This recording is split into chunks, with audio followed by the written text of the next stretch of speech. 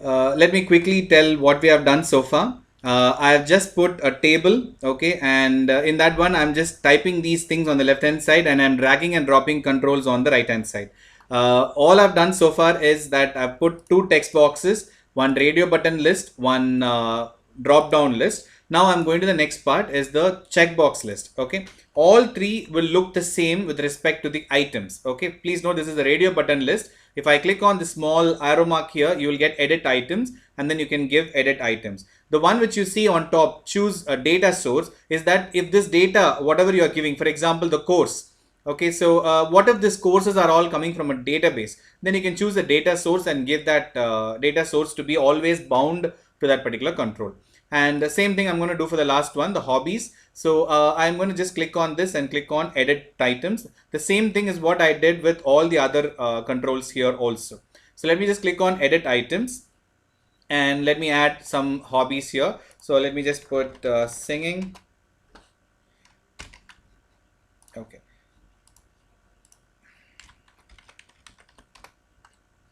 Second one, let me just say reading.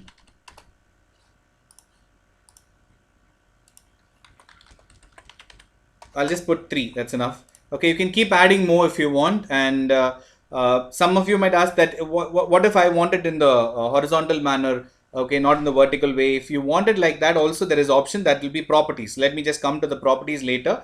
All I'm doing right now is dragging and dropping controls and making sure that they are what we are looking for. Okay, so now I think almost some controls we have taken up. There is file upload, which I would like to take in a separate session. I don't want to use the file upload in today's class. I'll take file upload after some time when you get used to all these things. So now you have some data available here. Now let me just check if anything else is possible to be added. Please note there is a control called calendar. Okay, normally we use it through JavaScript. I don't recommend to use that control called calendar. Reason is if I drag and drop a calendar, it would look something like this. Okay, please note this is not what we normally look for unless you are developing something like, for example, most of you would have seen this in Moodle. On the right hand side, there'll be a small calendar available in which it will highlight which day you have work and which day you have tests and something like that. Most of these online like Google Classroom and all, they have a calendar inbuilt which shows that today what you have, tomorrow what you have, like that. In that case, you can use it. For a registration form, normally we would not use it. So let me, and by the way, you see this as the output, right, in the design. When I run also, you will find that, but I'll just, let me show you the source code for this. That's it. Okay, ASP colon calendar.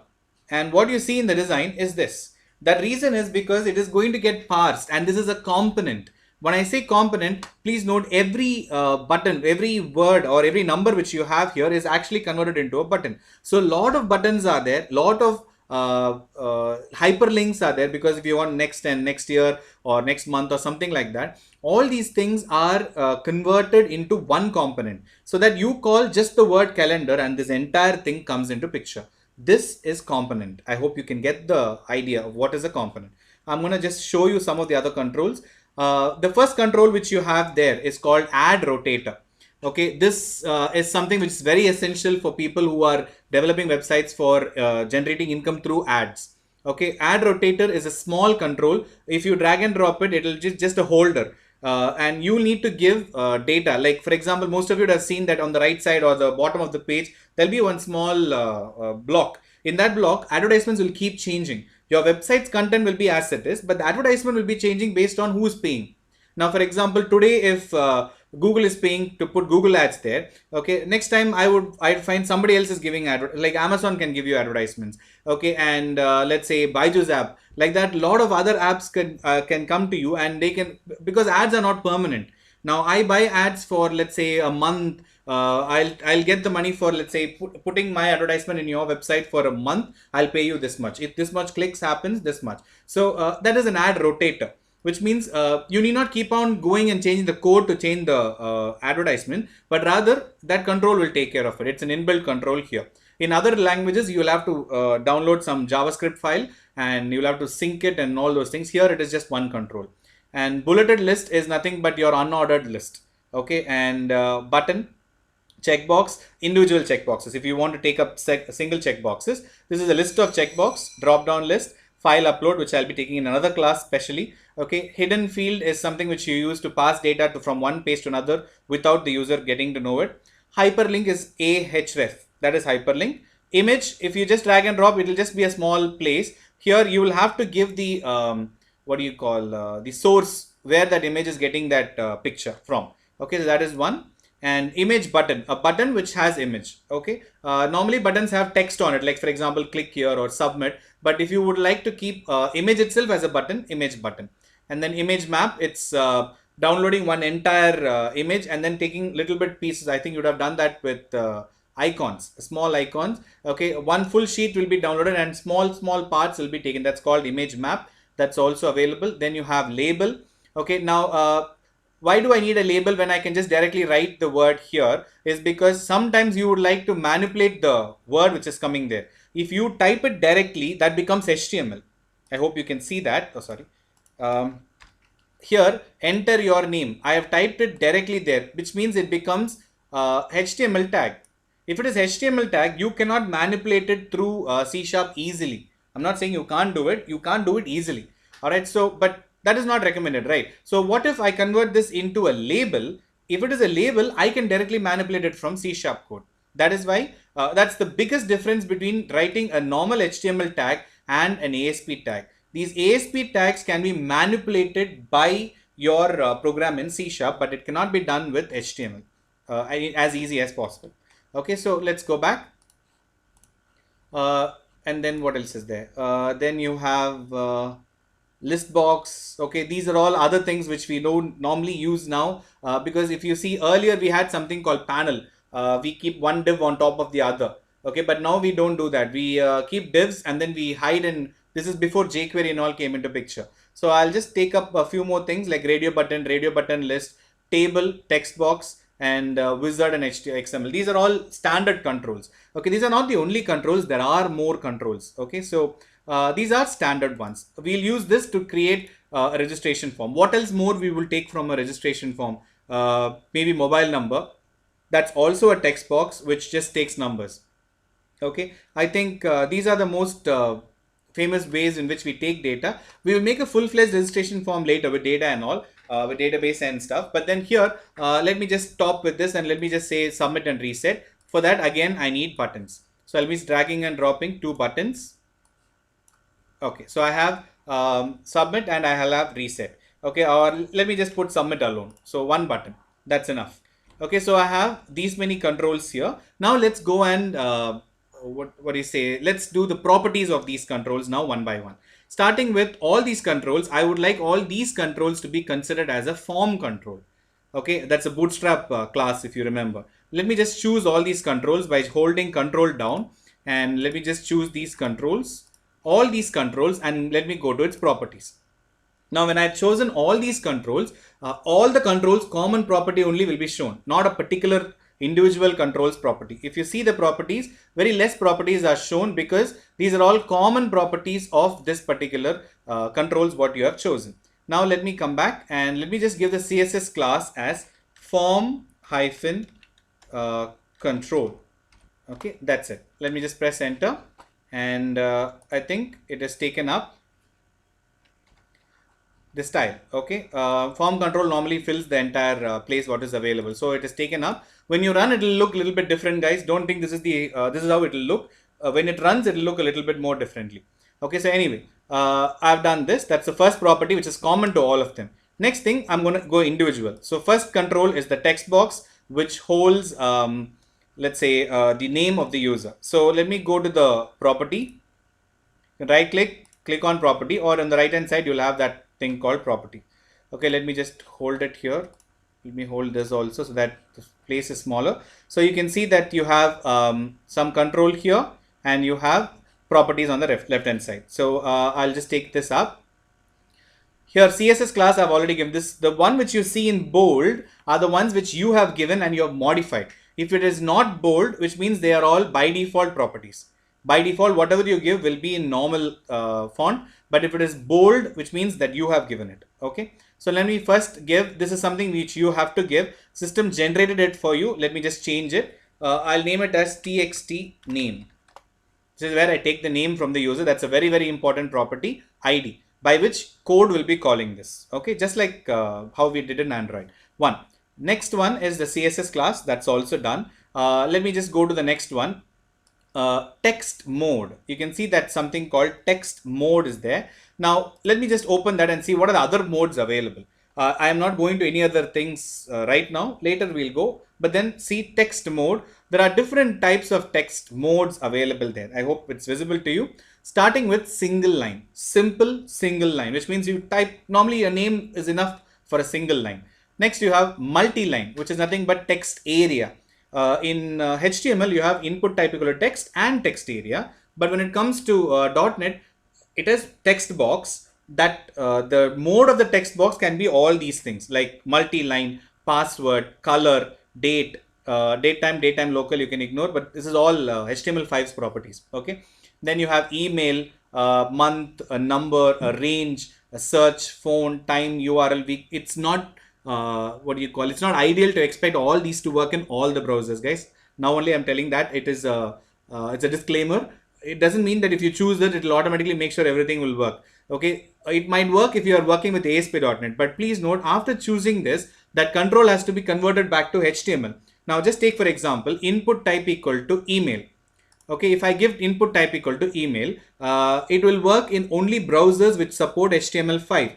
Before HTML5, there is no such thing called input type equal to email. So what will the browser think? It's input type equal to text. It will not validate. I hope you can follow. Okay, that's very important. It depends on the browser, not on the server technology. What we are working with is a server technology. It doesn't guarantee that it will work in all the browsers. Okay, that's very important. Some of them will specifically tell this is the browser we require. That's reason is because of this. Server-side technology will not grant you a guarantee saying that it will surely work. Okay. Now here, for example, I've put input text. Let's say that I've put it as email. Now, when I run it in Chrome, it will work perfectly. But if I use an older version of Internet Explorer, like say Windows 7 or Windows, let's say XP, in that I have an old Internet Explorer browser and I'm trying to access it. There, it is not input type equal to email. That input type equal to email will be understood by the browser as input type equal to text, which means your validation will not work. I hope you can get the idea. Okay, so it is recommended that if it is only HTML5 browser, then you can choose this. I'm not guaranteeing this will work, but password will surely work. But other things, what you see here, single, multi, password, these are the only three things available in all HTML. Even HTML4 has single line, which means text input type equal to text. In HTML4 also you have text area, and in HTML4 also you have password. But all the other things what you see are not available in HTML4. They're only available from HTML5. Remember that. So here it is just single line. I'm not changing anything because name is just a single line of text. But the second one is a little bit different. Let's change that property. I've chosen the second control. Let me go to the design. Here in the property, let me change that to txt password. Okay, the naming convention depends on you guys. I normally use this convention. The first 2 or 3 letters will indicate what type of control it is, and then the next word, first letter capital, will tell what it is holding. Okay, that's it. Now let me proceed. Let the class be as it is. Only thing I'm going to change here is text mode is password. Done. Here the second control is also done. Let's go to the third control. The third control is a radio button list. So let me just go here and name it as RBL, radio button list, gender. Done. So I have named it programmatically. I can access it. Now inside that, items are there. Okay, so you know what are the items. You can also change it here in the properties, items, collection. You can see what are the items right now available, male and female. Okay, so now let me go back and please note, I need not write any text here because it's automatically given you the text in output. All I needed was the ID. That's it. I've taken care of that also. Let's go to the next one. Select. That's a drop down list. Again, here I need an ID. I'll put DDL, drop down list, which holds courses. Okay, so DDL of courses, and nothing else to be given here because items are already defined. And if you want to check the items, you can use here also. What are the items I've given? Done. Now the last one is the checkbox list. So I'll go here. I'll just put it as CBL, checkbox list of hobbies. Done. And the items are available in the same location. Okay, they are similar controls, but the browser will interpret them differently. The last one is the button. Okay, let me click on the button and let me give an ID for that button. Let me name it as BTN submit. Okay, that's the ID. Please note the text has not changed. ID is the one like an object name. Okay, this is the property which I'm changing. This is the ID's object's name is that ID. Okay, so if button is the class, BTN submit is the object's name, and text I'm going to change it as register. This is a simple registration form, but we'll be doing a little bit more complicated registration form later, which has everything. Here, I am only trying to take up common controls, which are required for us to do a simple registration form. Okay, you can even take it as, let's say, for example, if you want a mobile number, you can just click on it and say text mode is equal to number. Okay, and then you'll have to write your own validations. That's a different thing. That is another class. We'll have validation controls alone. Okay, so this is one. Now, if you see, let me run the program. While the program runs, I want you to see here the screen here, show output from. Okay, please note the build has started. Once the build happens, this entire project, let me open that output. Okay. All right. So certain things are happening here. What is running there is IIS Express. Okay, IIS is the full-fledged web server. IIS Express is a smaller edition which runs only on demand. Okay, so it's running right now. Let me go back to the browser and see whether it's come up. Yeah, it's come up here. Okay, so here you have, all right, let me just reset this. Okay, there is an overlap because of the controls. We will fix that. We'll just remove the form control thing from there. Please note those form controls apply for normal HTML controls, but since I've used ASP.NET controls, let me just see what are those which have errors with that. I think it's these collections. Okay, so let me just fix those collection stuff. Only these two radio button list and stuff. I'll go to, you'll have to stop the project. While the project is running, you cannot change any property. Let me remove that form control thing. Yes. Okay, now let's run it again.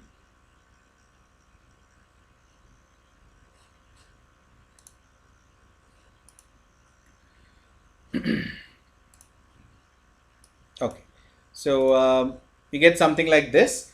All right, so depends on which theme you are using. You can change it later. I'll fix all those issues. But like right now, you see, you can enter a name, some name. You can enter password. You can enter some password. You can choose either male or female, whatever you want. And in the drop down, you can choose a course. And here in the hobbies, you can choose whatever hobbies you want and then click on register. Okay, now please note when I click on register, the page will submit itself, but nothing will happen because you have not written any code for it. Okay, but then normally if you remember, if you submit a page to itself, the controls will reset actually. Okay, all controls will go back to its original state, but in here in .NET it does not do that. Okay, see, I'm clicking on this register button. It's actually an input type equal to submit, which means when you click on submit, this entire page has to refresh and then the data must go away. But the data is not going. Whatever I chose is still there except for the password. I hope you can see. The password alone is not stored, but remaining everything is stored. How is that possible? Let's check that. I wanted to see this also. Let me just right click, view page source. Okay, now just have a glance of the page source. This is the HTML part which came back to the browser. Now please note, I'll keep the HTML code, ASP.NET code here so that you can have a glance. Let's see here. Okay. The first one is table that came as it is. Whatever I wrote as HTML, please note is not getting translated. It's coming as it is. But what about the remaining one? Enter your name. Let us as it is. Then ASP colon text box. You can see here input type equal to text, name equal to txt name, ID is equal to txt name, class is form under hyphen control. That word run at server is not there, but rather you see what value you have typed is stored there. Okay, so when you submitted the page, the value, the text boxes remain as it is because of one property called view state. Okay, I want you to remember that keyword. Later, I'll talk about state management later, but then just think about this. Input type equal to hidden, there is a view state generator. automatically done. We are not doing anything. Okay, but this is taken care by your ASP.NET itself. That's called view state. It remembers whatever is happening in that page. That page alone is called a view state. Okay, I'll talk about it a little bit more later, but just remember this. Okay, and let's go to the next control. Input type equal to password. Okay, but here we wrote it as a little bit differently. We wrote it as text mode is equal to password. When it came back to the browser, it became type equal to password, because text mode is not available in HTML, but type is available. Now, next one, value is not stored because it's password. Okay, next, let's say gender. How did I take gender from the user here in ASP.NET? It is ASP colon radio button list. Inside that you have ASP colon list item male, list item female, and then close radio button list. Let's see how this one brought it. Okay, look at this. From here it starts here. Sorry, choose your gender. Here it is starting here, and it ends somewhere here, this table. Okay, that's why the design was a little bit flawed when I put form control. Okay, you can see this, what is generated from TD to /TD. Choose your gender. What did I put here in code is ASP colon radio button list ID is equal to RBL gender run at server. When this ran at the server, please note how it has been transformed. It has been transformed into a small table whose ID is RBL gender.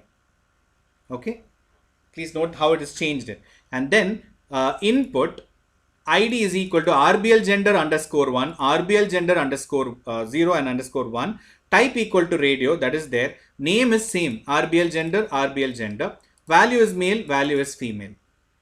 Okay, and since I have selected female, checked is equal to checked, which means whatever I wrote there in .NET is purely translated into HTML here.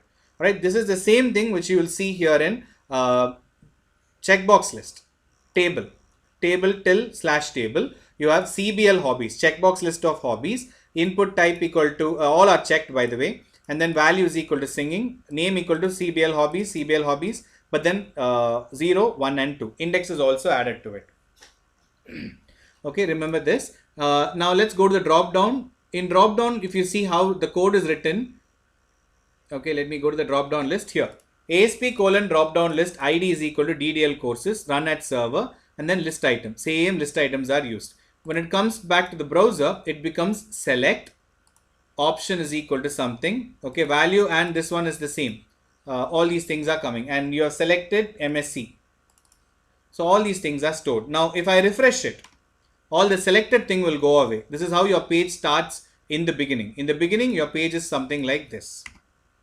Please note, now I went to the page and refreshed it. So the data got erased, or it reset everything back to it. But when I ran the page or submitted the same page again and again to itself, it is not forgetting what is happening. That's because of an event called post back. I've told that in the last class. Remember that.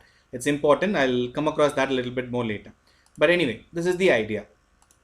Okay, so you have got a simple registration form designed in ASP.NET without much lines of code. We have not written any line of code for that sake. Okay, we just dragged and dropped controls, we changed their properties, and then now they are a form in front of you. Okay, so you can change the design and the logic and all those things later, but then please understand how it works. Okay, even though we drag and drop, we do all these things, none of those will go back to the browser. The browser will still think it as pure HTML.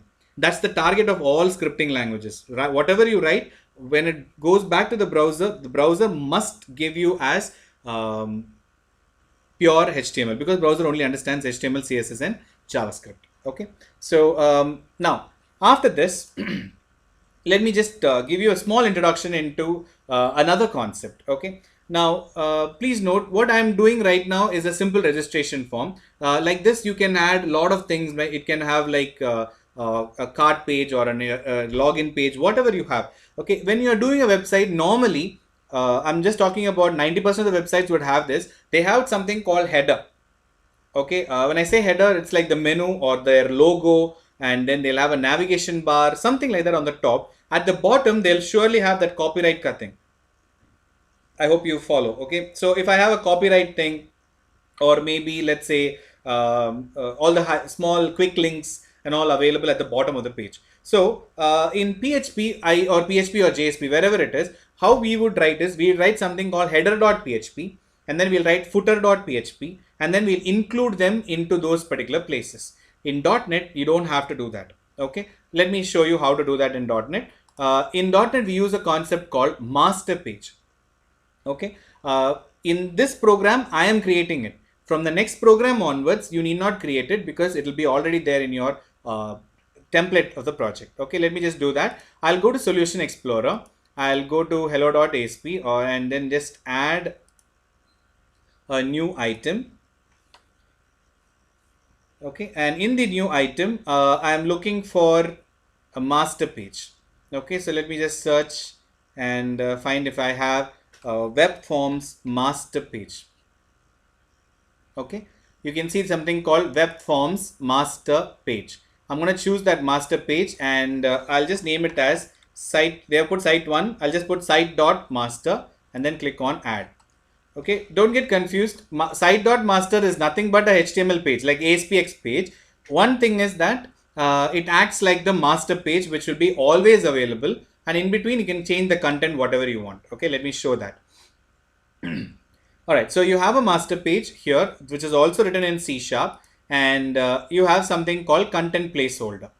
Okay, so I'll talk about content placeholder a little bit later. Rather, right now, let me just go to the design. This is the site master. Nothing is there right now. Okay, please note that I have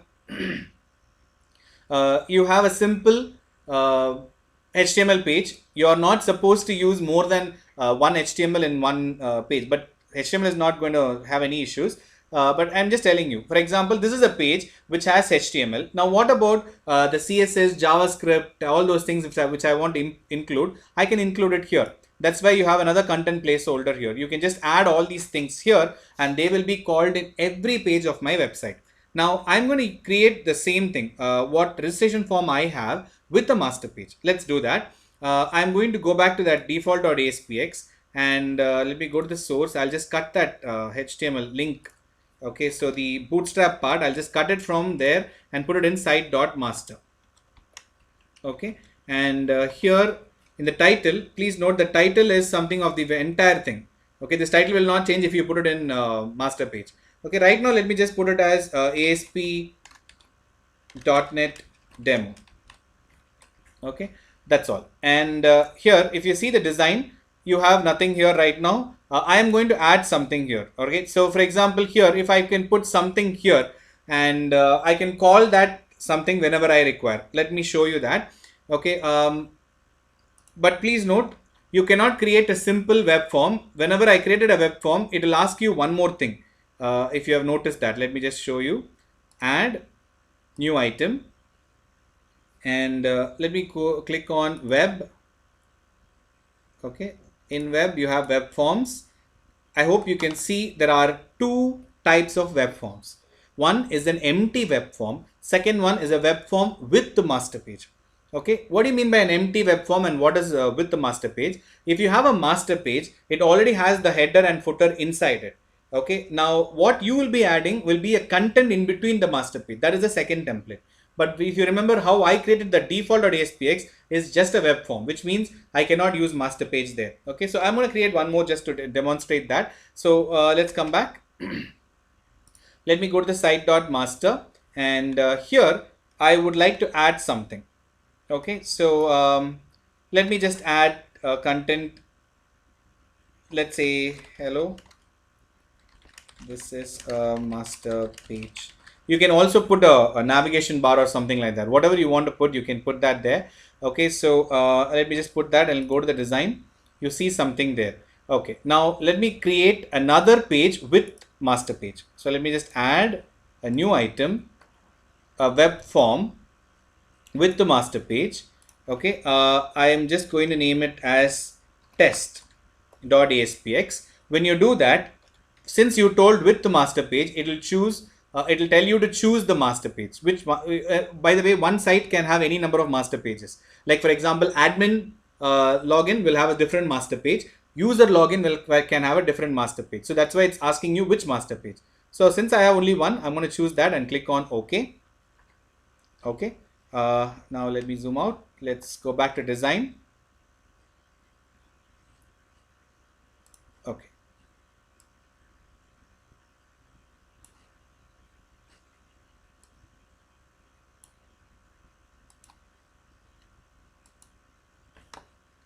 Give me a minute. Okay.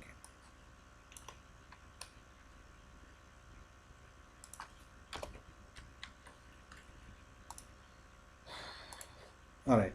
So now let me go to test.aspx. Here you can see that where the content placeholder, what they have written. Let me just repeat it again. In site master, you have a form tag inside which you have content placeholder, which has ID as content placeholder 1. Okay. Now, if you see here, hello, this is a master page. This is outside this form tag. Okay, this form tag is here. Something I've put outside this form tag, which is the master page content. Here you can put something like let me just open up nav bar. Give me a minute.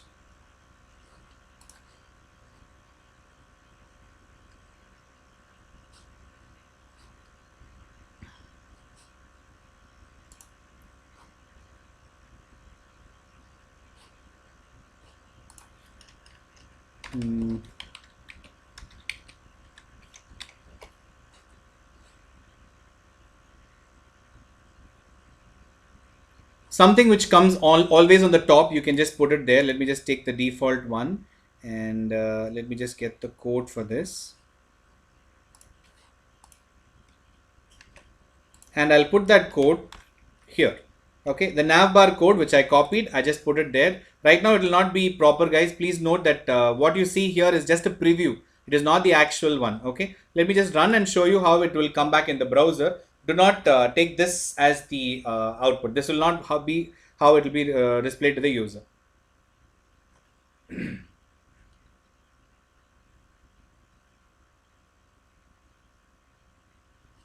Okay, it's now running the default.aspx. Let me go to /test.aspx. Okay, this is my page. I hope you can see this. I called test.aspx. Okay, I called test.aspx, and since test.aspx is a web page with the master page, and this code, what you see, the nav bar, is in the master page. Okay, so let me just show you that part a little bit more. Now I am going to the default. So right now you know that the site.master has a nav bar here. Let me just shrink it so that you can have a glance. Okay, so here it has a nav bar, and inside that, after that nav bar, you have a small form, and after this form I can even have a footer. Okay, so that it will come in all the pages. This is my master page now. Okay, so let me just put copyright, something like that, just for you to understand. Okay, I just put copyright 2020. Now I'll go back to the test.aspx. Okay, I hope you can see. Top you have nav bar, in the middle you have content placeholder, and then you have copyright. Okay, so let me just run here. So this, please note, it's the test.aspx. On top you have the nav bar, and the bottom you have copyright. In between, if there is a content in your test.aspx, that will come. Now let me go to test.aspx source code. You see that there is content placeholder head and content placeholder for the body. Okay, so let me take the body part. Here I need to put some content. Let me just do it in the design itself. Here, let's say that I'm putting or let me just take it from default.aspx and put it there. Okay, so here I have a div class container. I can just copy that entire div class and put it in test.aspx. Done. Now let me go back. Sorry. Okay, I have to run it again because I stopped the program. Okay, let's just run and see how it works. Okay, now I'm running test.aspx directly, not default.aspx. Whichever page you have selected there will go for running. Now you see that I have master page ka content on the header. I have nav bar at the bottom. Okay, after my default.aspx content has come, at the bottom I have copyright. Okay, you can keep it center and all those things later, but then just understand the idea of this is a master page which has content which will be repeated in all other pages. So let's say, for example, last one for today, I'll just add one more page, one more ASPX page, which let's say second.aspx. Okay, but this time I'm going to name it as web form with master page, and let me name it as second.aspx. I'll choose the same site.master. I'll click on OK. Now let me go to the design, and here in this page I am just going to write this is the second page. Please note I did not do anything. I just created a new web form, and I have just put that content here. Okay, let me just run the program now, and let me run second.aspx. What will happen to second.aspx? It will get the same header, the nav bar, and same footer copyright. In between, you will have this the word which I just wrote. This is the second page. I hope you can see this. Navbar is coming from master.aspx. Okay, so site.master, and this also is coming from site.master. This alone is coming from this page. This is the advantage of using a master page. Okay, I'll talk about this once again in the next class, but then just try to run a program and then see whether you understand the logic of a master page. When we use a template, it might be much easier, much simpler for you to access a master page. Okay, with this, we'll stop for today. If you have any questions, please do ask. Otherwise, we can leave the meeting. Thank you, guys.